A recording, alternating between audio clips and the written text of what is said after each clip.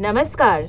Covid से इस वक्त पूरा देश लड़ रहा है और कुछ बातों का आपको खास ख्याल रखना है। बाहर निकलते वक्त फेस मास्क लगाना बिल्कुल ना भूलें। अपने आँख, कान, नाक, मुंह पे अपना हाथ बिल्कुल ना लगाएं। सोशल डिस्टेंस मेंटेन करना बहुत ज़रूरी है और अपने हाथों को साबुन और पानी से लगातार धोते रहे। सुरक्षित रहे, सजाग रहे। हेलो दोस्तों, welcome back to my channel. Hope you guys are very fine, doing very well. आप सोच रहे हैं कि इस वक्त कोरोना का मैसेज क्यों ये बोल रही है। देखिए 2 साल हो गया है, उस टाइम पे कोरोना वायरस आया था तो किसी को भी कॉल करो, सरकार जो है मोदी सरकार ने बहुत अच्छा काम किया था कि मैसेज के थ्रू सबको अलर्ट कर रहे थे कि क्या करना चाहिए, क्या नहीं करना चाहिए और कैसे खुद को बचाए रखना चाहिए। और अभी कुछ महीनों से किसी को भी कॉल करते हैं तो सुनाई देता है कि अपने बैंक का डिटेल, आधार कार्ड का डिटेल, ओटीपी किसी के साथ शेयर ना करें। ये वाला जो मैसेज अभी आ रहा है तो मैं सोच रही थी कि इसके बारे में क्यों ना बात करें। 2024 में ये डिजिटल स्कैम, मतलब आप बोल सकते हैं कि ये एक वायरस है। जैसे कोरोना वायरस आया था, 2024 में ये डिजिटल वायरस आ गया, डिजिटल स्कैम वायरस आ गया, डिजिटल अरेस्ट वायरस आ गया। तो ये बहुत ही खतरनाक है। कोरोना की तरह ही कोरोना ने जान लिया था और ये भी जान लेता है, लेकिन दूसरे तरीके से। और 2024 में इतने ज़्यादा ये वायरस फैल गया है कि बहुत सारे लोगों ने अपने हार्ड अर्न मनी को खो दिया है और नस्तानाबूद हो गया है। सरकार जो है आपको जागरूक कर रहे हैं मैसेज के थ्रू, कॉल के थ्रू। आप लोग ऐसे अपने आप को बचा सकते हैं। आप लोगों से मैं आज इसी बारे में, डिजिटल अरेस्ट के बारे में अच्छे से बात करूंगी, स्टेप बाय स्टेप। आप लोग बने रहिए। और हाँ, मैंने आप लोगों से कुछ मांगा था कि साल एंड होने से पहले आप लोग मेरा जितना भी वीडियो है उसके डबल सब्सक्राइबर कर दो, उससे बड़ा फैमिली कर दो मेरा। आप लोगों के बिना तो मैं कुछ नहीं हूँ। तो आप लोगों के लिए मैं अच्छे अच्छे कंटेंट लाऊंगी। आप लोग नहीं आएंगे तो मैं किसको सुनाऊंगी, है ना? किसको बताऊंगी, किसके साथ शेयर करूंगी? तो आप लोग मेरे चैनल पे आइए और बहुत बहुत प्यार दीजिए, कमेंट कीजिए, शेयर कीजिए, सब्सक्राइब कीजिए और बने रहिए। चलिए जानते हैं डिजिटल अरेस्ट क्या है, ये क्या हो रहा है, कैसे बचना है, सब कुछ बताते हैं। 2-3 दिन पहले ही हमारा वेस्ट बंगाल में मालदा जिला में कोयशपुर करके एक जगह है, वहाँ पे लॉटरी बेचने वाला का 1,80,000 रुपये स्कैम हो गया। उसके पास ओटीपी भी नहीं आया था। सुबह में उठा और देखा कि मेरे अकाउंट से 80,000 रुपये काट लिया गया। और उसके बाद फिर पुलिस थाना में गए, वहाँ पे पुलिस के सामने ही फिर से 40,000 रुपीज़ काट लिया गया। पुलिस कुछ भी नहीं कर पाए। चलिए किसी को अभी हम ब्लेम नहीं करेंगे। ऐसे ही बेंगलुरु में एक महिला आईटी प्रोफेशनल के साथ भी ऐसे स्कैम हुआ था। 2.8 करोड़ का आसपास स्कैम हुआ था। फिर पुणे या नोएडा में एक टीचर, बुजुर्ग टीचर थे, उनका भी 83 लाख स्कैम हुआ। और फिर बैंगलोर में एक और भी एक बिजनेसमैन था, उसके पास से 18 लाख का स्कैम हुआ। मुंबई में 77 ईयर ओल्ड बुजुर्ग 3.8 करोड़ रुपये होने वाली थी, लेकिन वो पुलिस स्टेशन पे चली गई और कंप्लेन दर्ज कर दिया। तो ऐसे ही 2024 में रिसर्च के मुताबिक जो बता रहे हैं कि Indian loss 2.140 crore rupees through digital arrest. 214 crore rupees का स्कैम हुआ है और वीपीएन के थ्रू ये हो रहा था।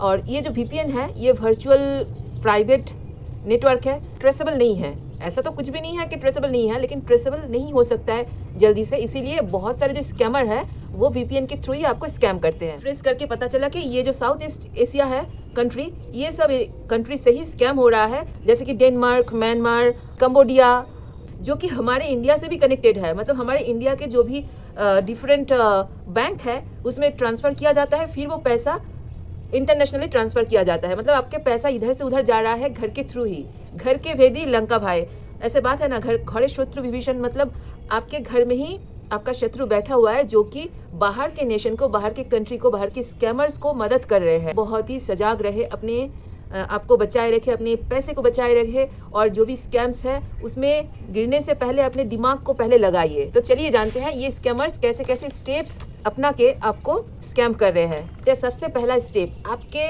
मोबाइल में एक अननोन मैसेज आएगा और उसमें हो सकता है कि उस मैसेज में आपको कोई वेडिंग इनविटेशन भेजा गया है, या फिर आपको ओटीपी शेयर करने के लिए बोला गया है, या फिर आपका आधार कार्ड को लिंक करने के लिए बोला गया है, या फिर आपके नाम पे कोई अरेस्ट वारंट मैसेज पे भेजा गया है।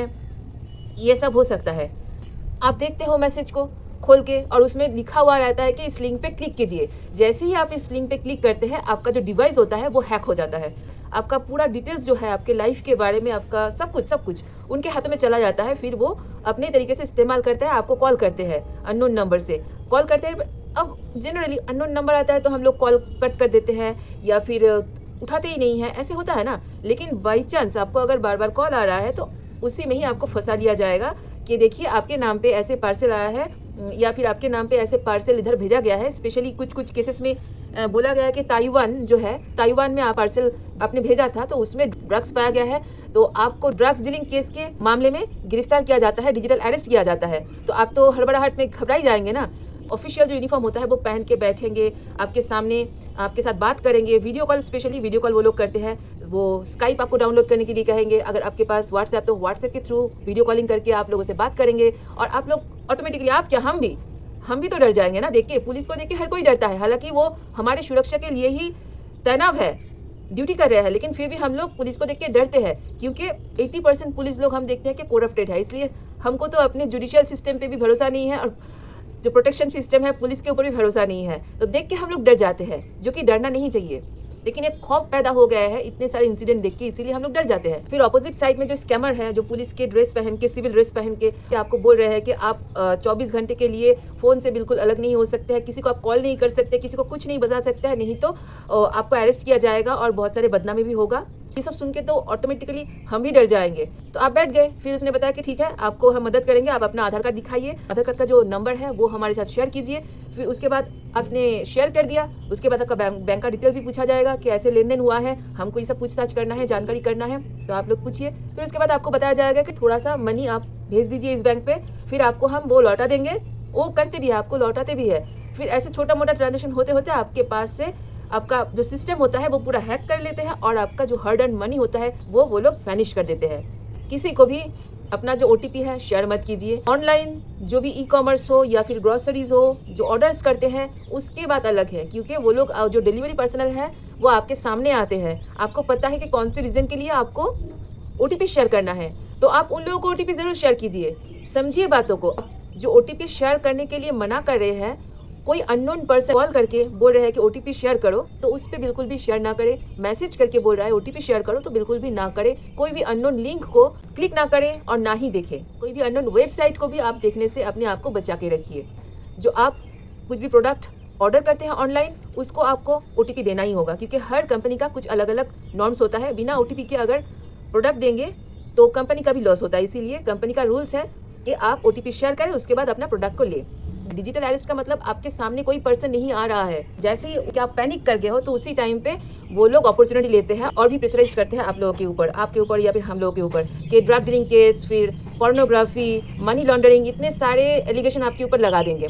एक के ऊपर तो नहीं लगाते हैं, इतने सारे, मतलब आपके ऊपर हो सकता है कि मनी लॉन्ड्रिंग का केस कर दिया है, या फिर दूसरे के ऊपर हो सकता है कि पोर्नोग्राफी के ऊपर के ब्लेम कर दिया है, या फिर तीसरे का जो बंदा है उसके ऊपर बताया गया कि इलीगल कुछ ड्रग्स आप लोग डीलिंग कर रहे थे। ऐसे बहुत कुछ हो सकता है। जब भी आप पैनिक कर जाते हैं तभी तो आपको अरेस्ट कर लेते हैं, बस वहाँ पर ही आपको कैप्चर कर लिया और अपने साथ सारे डिटेल्स वो लोग निकाल लेते हैं। थोड़ा सा हिप्नोटाइज भी कर लेते हैं। हिप्नोटाइज का इस्तेमाल करते हैं बहुत सारे CID ऑफिसर्स है, वो लोग क्रिमिनल्स के ऊपर हिप्नोटिज्म यूज करते हैं, और बहुत सारे स्कैमर्स हैं, वो लोग भी जानते हैं कैसे हिप्नोटाइज करना है, तो वही ट्रिक्स इस्तेमाल करते हैं। कैसे अपने आप को बचाए डिजिटल अरेस्ट से। आज तक की न्यूज़ रिपोर्टर है ऋचा शर्मा, उनको भी डिजिटल अरेस्ट का शिकार होना पड़ा, हालांकि वो थोड़ा सा दिमाग लगा लिए और अपने आप को बचा लिए। तो आप सोच सकते हो कि कितने बड़े बड़े लोग सब डिजिटल अरेस्ट हो रहे हैं। मैं तो कभी कभी सोचती हूँ, अरे अंबानी को भी तो कभी डिजिटल अरेस्ट करो, अपने इतने बड़े बड़े सब नेता लोग हैं उन लोगों को भी तो थोड़ा डिजिटल अरेस्ट करो। वो सब नहीं कर सकते हैं। आप जैसे, हम जैसे छोटे छोटे लोगों का ही स्कैम करते हैं। अरे भाई, जो लोग काला बाजारी करते हैं, लोगों को ठग के पैसा कमाते हैं, उन लोगों को स्कैम करो यार, उन लोगों को स्कैम करो। सॉरी, मैं ये बोलने पे हिचकिचाहट महसूस नहीं करूंगी, क्योंकि जो लोग हार्ड अर्न करते हैं उन लोगों का पैसा बिल्कुल ना मारो। तो चलो ब्लॉग को खत्म करते करते तो बताना चाहती हूँ कि आप अपने आप को बचाए कैसे। OTP किसी के साथ शेयर ना करें, आधार कार्ड का डिटेल्स बिल्कुल ना शेयर करें। फिर इन्वेस्टिगेशन ऑफिसर, CBI हो, पुलिस हो, कोई भी नार्कोटिक ब्यूरोस हो, वो लोग कभी भी आपको डिजिटली कोई भी अरेस्ट वारंट नहीं भेजते हैं और ना ही डिजिटली आपको अरेस्ट करते हैं। हमारे इंडिया में ये लीगल नहीं है। कभी भी कुछ भी फोन आए कि आपको इस वजह से एलिगेशन दिया गया है, आपको अरेस्ट किया जा रहा है, आप डायरेक्टली बोलिए कि मेरे घर में पुलिस भेज दीजिए, इन्वेस्टिगेशन ऑफिसर भेज दीजिए, हम हैं, हमको घर से उठा के लेके जाओ। अगर फिर भी परेशान कर रहा है तो फोन को काट दो और वो नंबर लेके सीधा पुलिस थाना चले जाओ, कंप्लेन लॉन्च कर दो, बस। मानती हूँ कि हमारा जो जुडिशियल सिस्टम है थोड़ा नहीं, बहुत ज़्यादा करप्टेड है, लेकिन फिर भी वही तो भरोसा है हमारे बचने के लिए। तो जाइए और कंप्लेन कर दीजिए, अपने आप को बचाइए। OTP के कारण किसी भी डिलीवरी पर्सन को प्रॉब्लम ना करे, क्योंकि OTP अगर आप नहीं देंगे तो वो लोग पार्सल डिलीवरी नहीं कर पाएंगे और कंपनी उसके लिए उस डिलीवरी पर्सन को काम से निकल भी देंगे। तो प्लीज़ आप लोगों से हाथ जोड़ के प्रार्थना है कि जिस जगह पे आपको ओटीपी नहीं देना चाहिए, मतलब ये सब जगह पे, वहाँ पे ओटीपी शेयर ना करें। लेकिन आपने ऑनलाइन कुछ ऑर्डर किया है और कोई डिलीवरी पर्सन आपके दरवाजे पे आया है और आपको बोल रहा है कि ओटीपी आप दीजिए, फिर मैं आपको प्रोडक्ट दूंगा, तो आप वो सुनिए ज़रूर। कोई भी इन्वेस्टिगेशन एजेंसी ना आपको phone calls, WhatsApp, Skype, messenger के थ्रू पूछताछ नहीं करते हैं, इन्वेस्टिगेशन नहीं करता है। ये बातें आपके दिमाग के अंदर घुसना चाहिए, रहना चाहिए। चलो, इस साल में ये मेरा आखिरी ब्लॉग है। फिर मिलेंगे नए साल में नए ब्लॉग के साथ, और आप लोगों का प्यार मिलते रहना चाहिए मुझे। जय जगन्नाथ, हर हर महादेव, लव यू ऑल।